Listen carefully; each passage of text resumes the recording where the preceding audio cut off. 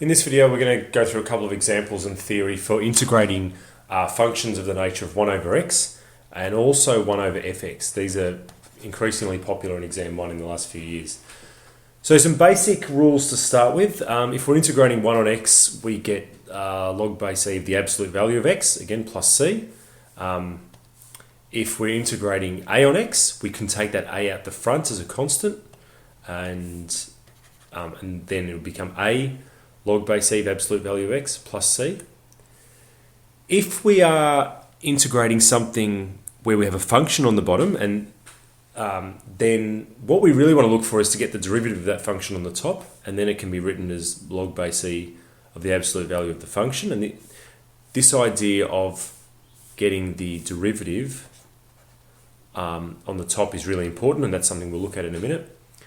And then we have this different rule where we're not dealing with logs. And this rule works if n doesn't equal -1. So if we've got something like a linear function to the power of -3 or -5 or even to the power of 4 or 6, something that isn't -1, then we can use this rule, and we have to have that plus c on the end as well. So it's important to recognize that when we integrate, we're only going to have a log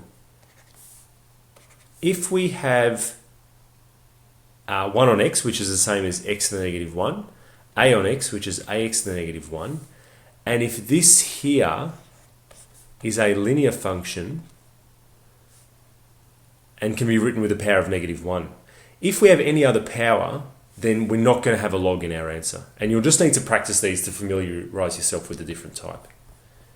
So with our first example, we've got 1 on 1 minus 2x. We want to anti-differentiate this. So we're integrating 1 on 1 minus 2x with respect to x. So what we have here, if you like, is a function, 1 minus 2x. This could be also written, like this, 1 minus 2x to the -1. So it's a function raised to the power of -1. I can't use this law here because I basically I'm going to use this law here because this is what I use when n is -1. What I would like to have is the derivative of that on the top. If I go back and look at the actual question, I see that the derivative of this thing on the bottom is -2, and up the top is a 1. So that's not good. So what I would like to do is have a -2 there. But I can't just change that 1 to a -2. What I can do, however, is put a -1/2 out the front. Because -1/2 times -2 equals 1. It's like taking a constant of -1/2 out and being left with -2. And now, this satisfies this idea of having a function on the bottom and its derivative on the top. So I've just manipulated how it looks to get it to this state. And now it's quite easy to integrate. The -1/2 stays out the front as a constant. Log base e of the absolute value of 1 minus 2x plus c. And there's my answer. My second example is using a similar approach. This time we're given a definite integral.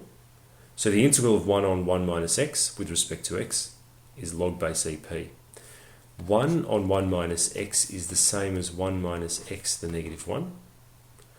I can't increase the power by 1 because that'll go to 0. So I will use the rule we learned previously.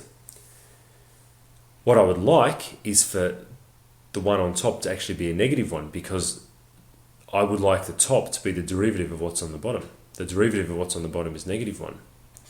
So what I'd really like is to have a -1 up here. And to get a -1 out here, I can put a -1 out the front because -1 times -1 is 1.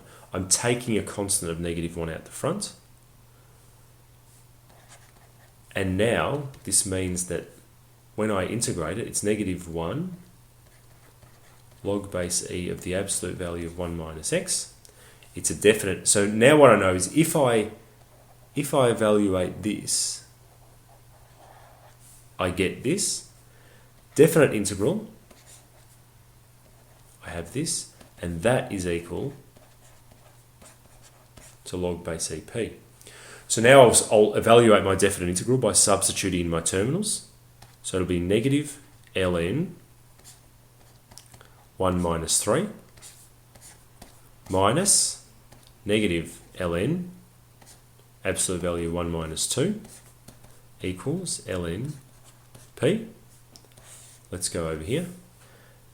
1 minus 3 is negative 2. Absolute value of that is 2.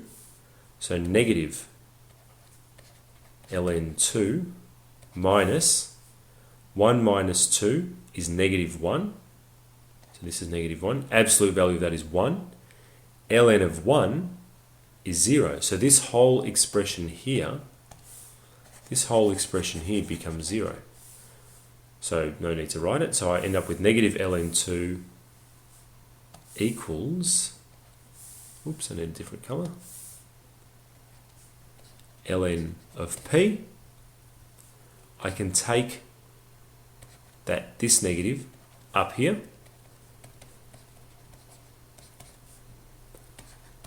to the negative 1 equals p, and 2 to the negative 1 is the same as 1/2. So my value for p is 1/2. My final example is this one. And what I notice here is 4 minus 2x and to the power of negative 5.